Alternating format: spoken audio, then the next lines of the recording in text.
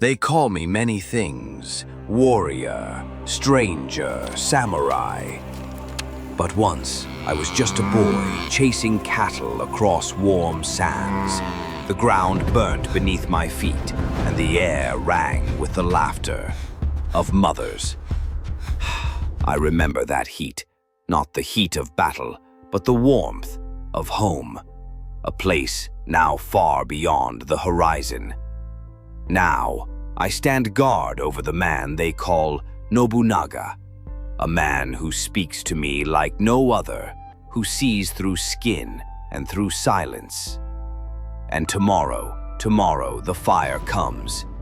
I have seen fire before. It has no master. It does not bow to rank, nor care for the shade of a man's skin, nor the weight of his memories. It only consumes. If I fall, will my story be remembered? Will the wind carry my name across the oceans I once crossed, or will I fade, a shadow inside another man's legend? Strange.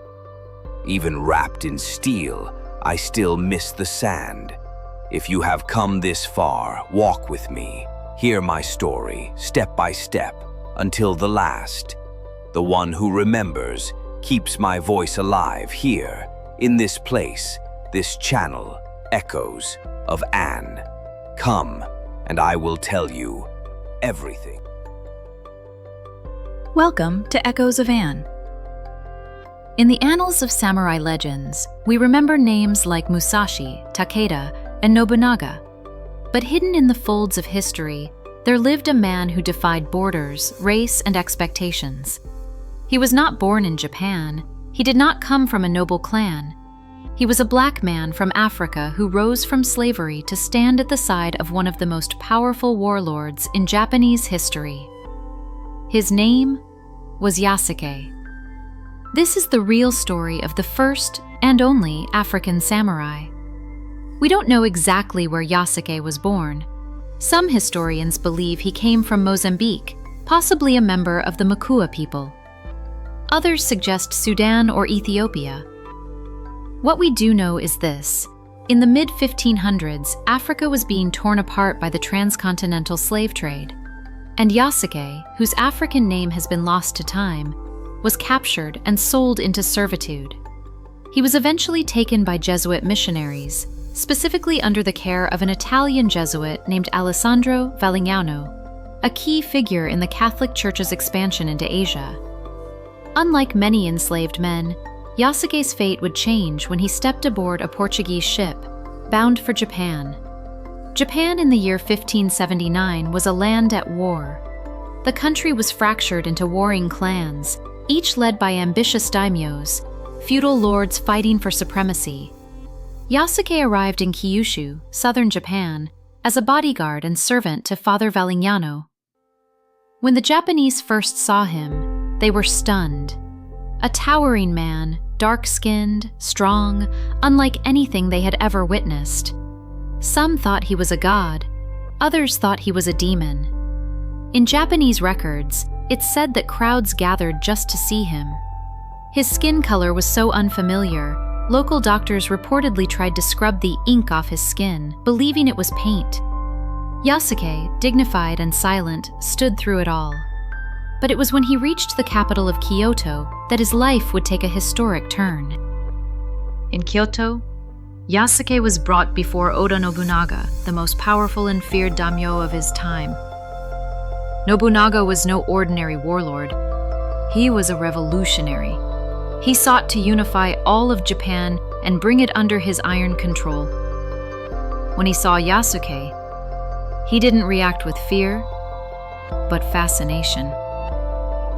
Historical accounts say Nobunaga had Yasuke stripped to the waist in front of the court to examine his skin. Then, he laughed. Not mockingly, but in admiration. Jesuit priest Luis Ruiz wrote about that day in 1581. He described Yasuke as of good demeanor and handsome physique. Nobunaga was fascinated, not fearful. He said Yasuke was stronger than 10 men and invited him to serve directly under him. Yasuke was not just admired, he was elevated. Within days, Yasuke was no longer a servant to priests, but a retainer to a warlord. He was given a residence, a katana, and the title of samurai. Yasuke, the African outsider, had entered the ranks of Japan's elite warrior class. To become a samurai was no small honor. Most were born into noble families. Yasuke earned it with presence, loyalty, and strength. Nobunaga was not a racist by the standards of the time. He respected skill and loyalty above bloodline. Yasuke learnt Japanese, he learnt Bushido, the code of the samurai, and in time he joined Nobunaga's campaigns as a warrior. Japanese records mention Yasuke by name, describing him as 6 shaku, 2 sun tall, roughly 6'2", towering over the average Japanese man. He carried himself with discipline.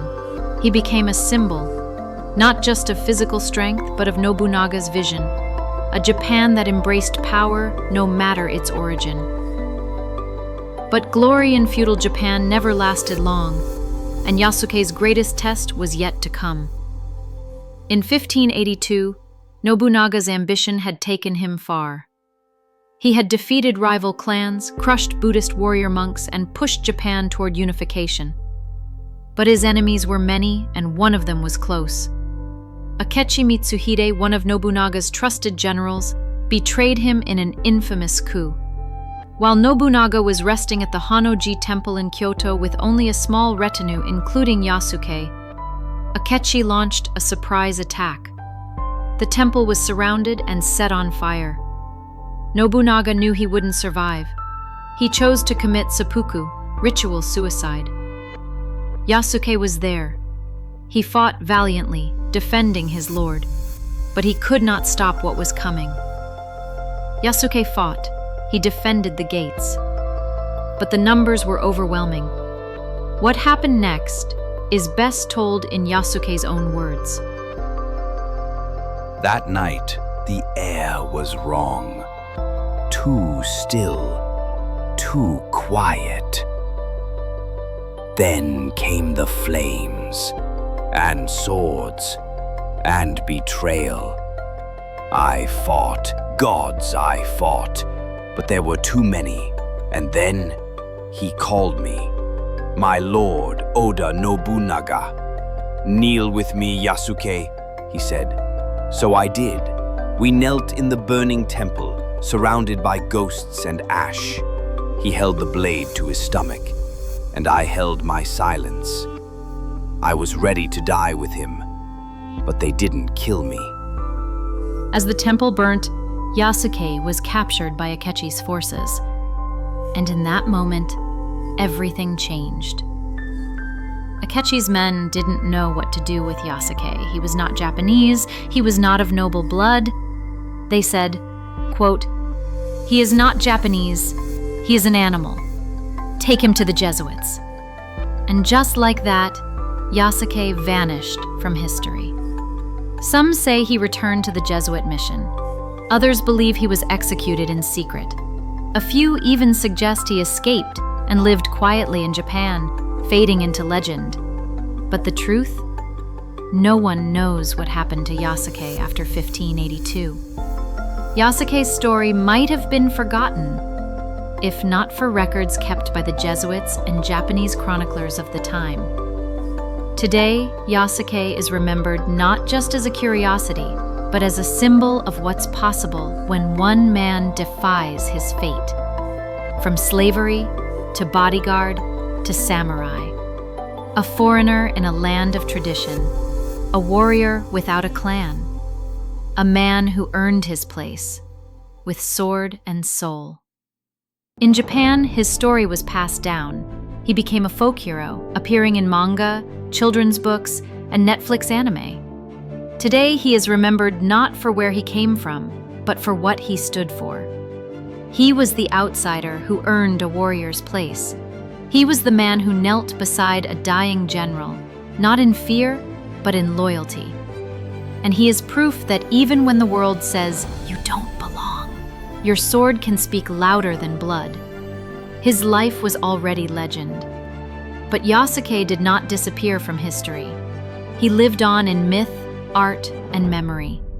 If this story moved you, hit subscribe for more historical deep dives like this one. Let us know in the comments, should Yasuke's story be taught in schools? This was the real story of Yasuke, the Black Samurai. A man the world tried to forget, but history will never let go.